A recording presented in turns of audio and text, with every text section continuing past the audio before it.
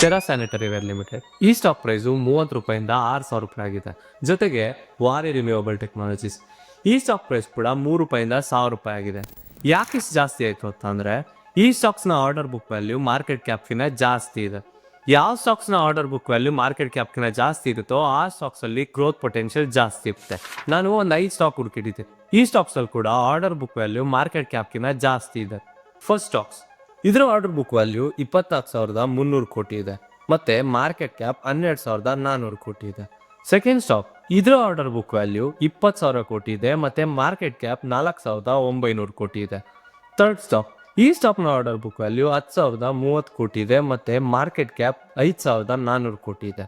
Fourth stock, ಈ ಸ್ಟಾಕ್ನ order book value 29,000 ಕೋಟಿ ಇದೆ ಮತ್ತೆ ಮಾರ್ಕೆಟ್ ಕ್ಯಾಪ್ 10,800 ಕೋಟಿ ಇದೆ.